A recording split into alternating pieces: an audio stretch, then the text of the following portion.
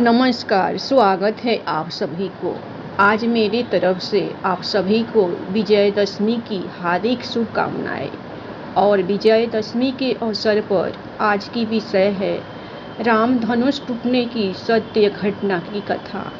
बात 1880 के अक्टूबर-नवंबर की है। बनारस की एक रामलीला मंडली रामलीला खेलने तुलसी गांव आई हुई थी।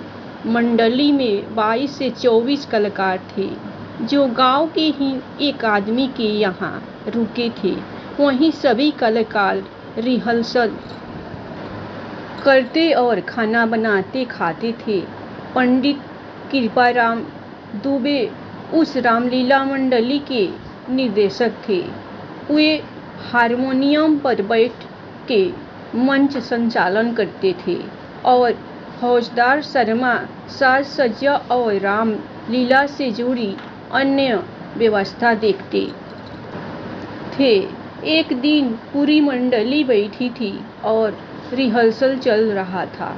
तभी पंडित कृपाराम दुबे ने फौजदार से कहा, इस बार वो शिव धनुष हल्की और नरम लकड़ी की बनवाए, ताकि राम का पाद निभा रहे 17 साल के ईव को परेशान न हो। पिछली बार धनुष टूटने में समय लग गया था। इस बात पर फौजदार कुपित हो गया, क्योंकि लीला की साज सज्जा और अन्य व्यवस्था वहीं देखता था और पिछला धनुष भी वहीं बनवाया था। इस बात को लेकर पंडित जी और फौजदार में से कहा सुनी हो गई। फौजदार पंडित जी से काफी नाराज था और पंडित जी से बदला लेने को सोच लिया था।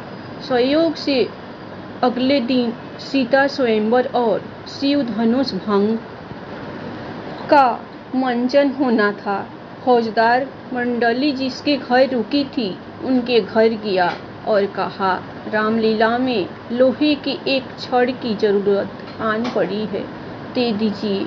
गृह स्वामी ने उसे एक बड़ा और मोटा लोहे का छड़ दे दिया। छड़ लेके फौजदार दूसरे गांव के लोहार के पास गया और उसे धनुष का आकार दिलवा लाया।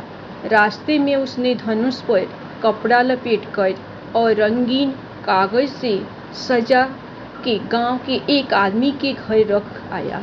रात में रामलीला शुरू हुआ तो फौजदार ने चुपके से धनुष बदल दिया और लोहे वाला धनुष ले जाके मंच के आगे रख दिया और खुद पर्दे के पीछे जाके तमाशा देखने के लिए खड़ा हो गया। रामलीला शुरू हुआ। पंडित जी हारमोनियम पर रामचरणों में भाव विभोर होकर रामचरितमानस के दोहे का पाठ कर रहे थे। हजारों की संख्या में दर्शक शिव धनुष भंग देखने के लिए मूर्तिवत बैठे थे। रामलीला धीरे धीरे आगे बढ़ रही थी। सारी रजाओं के बाद राम जी गुरु से आज्ञा लेके धनुष भंग को आगे बढ़े। पास जाके उन्होंने जब धनुष को हाथ लगाया तो धनुष उनसे उठी ही नहीं। कलाकार को सत्यता का आभास हो गया। उस 17 वर्षीय कलाकार ने पंडित कृपाराम दुबे की तरफ कातर दृष्टि से देखा तो पंडित जी समझ गए कि दाल में कुछ काला है। उन्होंने सोचा कि आज इज्जत चली जाएगी। हजारों लोगों के सामने और एक कलाकार की नहीं, स्वयं प्रभु राम की इज्जत दांव पर लगने वाली है। पंडित जी ने कलाकार को आंखों से रुकने और धनुष की प्रदक्षिणा करने का संकेत किया और स्वयं को मैदा पुरुषोत्तम के चरणों में समर्पित करते हुए आंखें बंद करके उंगलियां हारमोनियम पर रख दी और राम जी की स्तुति करनी शुरू की। जिन लोगों ने ये लीला अपनी आंखों से देखी थी, बाद में उन्होंने बताया कि इस इशारे के बाद जैसे ही पंडित जी ने आंखें बंद करके हारमोनियम पर हाथ रखा, हारमोनियम से उसी पलदरी बेसुर निकलने लगे। वैसा वादन करते हुए किसी ने पंडित जी को कभी नहीं देखा था। सारे दर्शक मूर्तिवत हो गए। नगाड़े से निकलने वाली परंपरागत आवाज भीषण धुंध में बदल गई। पेट्रोमैक्स की धीमी रोशनी बढ़ने लगी और पूरा पंडाल अदत्त आकाशीय प्रकाश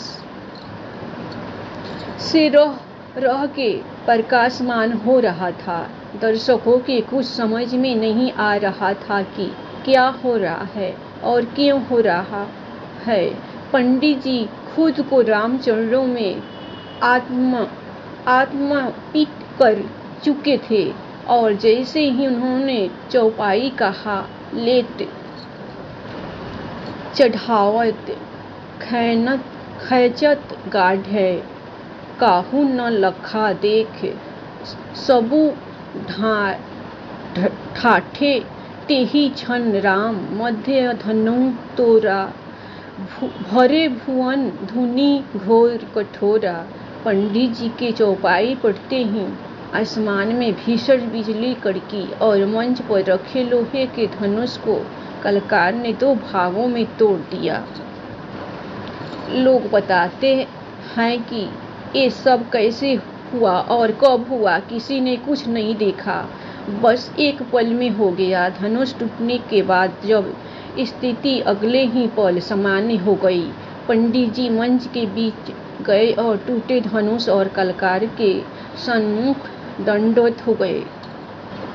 लोग शिव धनुष भंग पर जय श्री राम का उद्घोष कर रहे थे और पंडित जी की आंखों से सदा के आंसू निकल रहे थे। राम सबके है, एक बार राम का होकर तो देखिए। जय श्री राम। धन्यवाद। कहानी आप लोगों को पसंद आए तो आप लोग श्री राम का स्वयंवर में श्री राम और सीता के नाम पर लाइक सब्सक्राइब जरूर कीजिएगा। हमेशा खुश रहिए, अपना ख्याल रखिए। जय श्री राम।